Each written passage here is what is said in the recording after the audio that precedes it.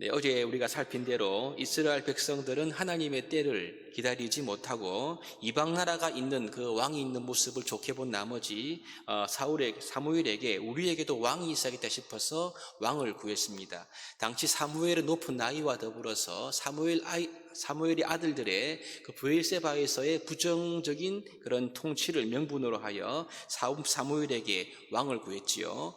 이 왕정에 대한 기록은 신명기서에 이미 나와 있긴 하지만 사실 이들이 왕을 구한 동기는 잘못된 것이었습니다. 엄밀히 말한다면 불신앙에서 근거한 동기였지요. 아무튼 이러한 그들에게 하나님은 사무엘을 통해서 엄중히 경고하고 왕의 제도를 가르칠 것을 말씀을 하셨습니다. 사무엘은 이스라엘 백성들이 왕을 세웠을 때에 백성이 짊어져야 할 의무에 대해서 상세하게 말해줍니다. 하지만 그들은 재차 왕을 구했고요. 결국 하나님은 사무엘을 통해서 그들의 말을 들어서 왕을 세울 것을 허락하시는 것을 우리가 어제 살펴보았습니다. 이를 통해 세워지는 이스라엘의 초대 왕이 바로 사울인 것입니다. 오늘 본문부터는 이 사울이 왕으로 세움받는 과정을 기록을 하고 있습니다. 오늘 본문은 그 사울 이야기의 출발점이라고 우리가 볼 수가 있죠. 오늘 본문은 이스라엘의 12지파 가운데서 베냐민 지파 이야기로 말씀이 시작하고 있습니다. 베냐민 지파에 기스라 이름하는 유력한 사람이 있다. 바로 이가 사울의 아버지라는 것으로 해서 시작을 하고 있습니다. 여러분, 베냐민 지파는 사사기 19장부터 이어지는 그런 레위인의 첩살해 사건 때에 그들의 가해자였던 이 기브와 불량배들을 감싸다가 이 때문에 베냐민 지파가 이스라엘 다른 지파들과 전쟁을 하지요. 처음엔 이겼지만 결국 크게 패합니다. 그래서 베냐민 지파의 존속 여부가 위기에 처하는 그런 기록이 사사기 말 후반부에 잘 기록이 되어 있지요. 그렇기 때문에 이 사사시대 말기인 이 사울 때에는 실제로 베냐민 지파가 이스라엘 중에 가장 작은 지파였음이 틀림없습니다. 어떻게 보면 여러분, 하나님께서 이스라엘 초대 왕으로 에브라임이나 유다 지파 같은 큰 지파에서 왕을 택한 것이 아니지요. 만약 이 두 지파를 중심으로 왕이 나왔다고 한다면 세력 다툼이 일어날 수 있는 가능성이 큰데 성경은 가장 작은 지파로부터 해서 왕의 이야기가 시작되고 있는 것입니다. 이 말은요, 다르게 본다면 이스라엘의 12지파를 통솔하고 다스리려고 한다면 자신의 어떤 인맥이나 세력을 의지할 것이 아니고 철저히 하나님을 의지하는 자리로 나아가야 한다. 이것을 아주 암시하고 있다라고 볼 수가 있는 거죠. 여러분, 하나님께서는 모든 것을 다 갖춘 사람을 쓰는 것이 아닙니다.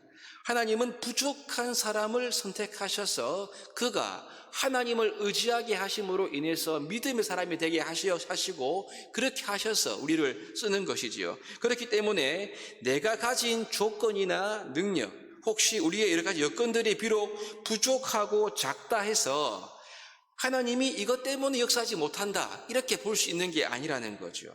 오히려 하나님은 우리의 약함을 통해서 우리가 주님을 전적으로 의지하는 이 믿음을 통해서 하나님은 우리의 삶에 개입하시고 역사하시고 은혜를 베푸신다. 이 사실을 우리가 마음 깊이 기억해야 할 것입니다. 아무튼 여러분, 비록 지파는 작았지만 이 베냐민 지파 가운데 기스라 이름하는 유력한 사람이 있었다라고 말씀하지요. 이 말은 아주 힘있고 능력 있는 사람이었다는 말입니다. 그리고 그 아들 역시 준수한 소년이다라고 기록을 하고 있지요. 이 말은 잘생겼다, 이런 의미입니다. 특별히 외모를 소개하면서 그의 키가 모든 백성보다 어깨 위만큼 더 컸다고 말하고 있지요. 딱 서면은 보통 사울의 어깨 밑으로 우리가 설 수 있다는 이런 말입니다. 보통 사람의 키가요. 아무튼 이렇게 배경과 자질은 좋아 보이지만 아무튼 그는 베냐민 지파 사람입니다. 이 말은 철저히 하나님을 의지하지 않고는 왕이 될 수 없다, 이것을 암시하고 있는 그런 분명한 내용임을 우리가 알 수 있습니다. 아무튼 여러분, 이 기스의 아버지에게 아주 개인적인 이야기로 본문이 시작을 하고 있지요. 암나귀들을 잃어버렸다, 그렇게 기록을 하고 있습니다. 그래서 아들 사울에게 잃어버린 암나귀를 그의 사환과 함께 찾아오라고 말씀을 하고 있지요.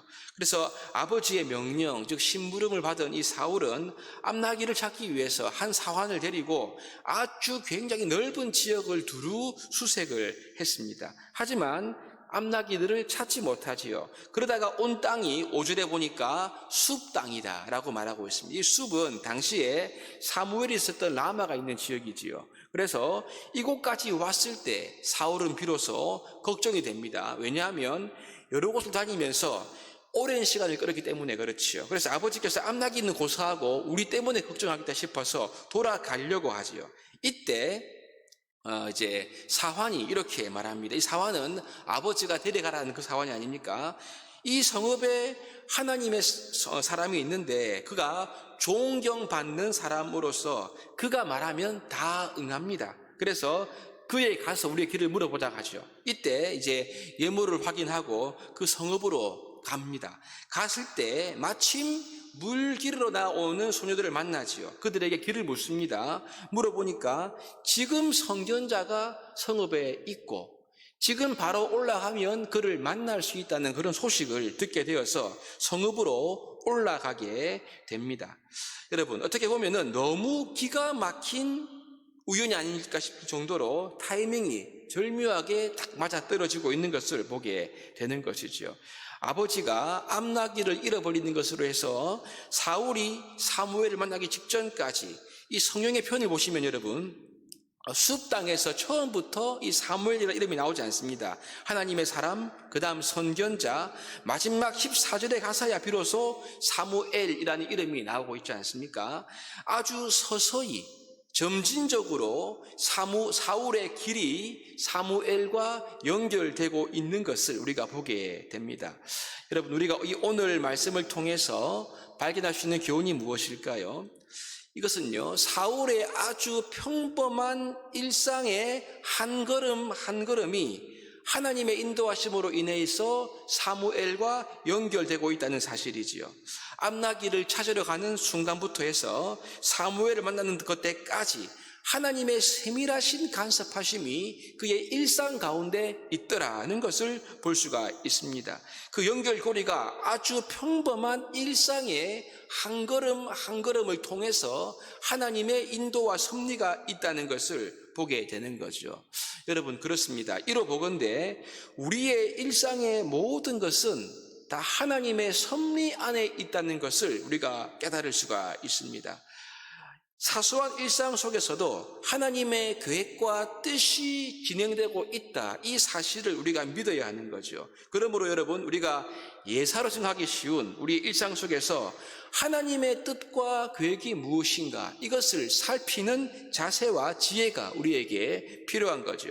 우리의 삶, 즉 우리의 일상과 하나님의 섭리는 결코 나누어진 것이 아니고 깊게 연관되어 있더라는 것을 발견할 수가 있습니다.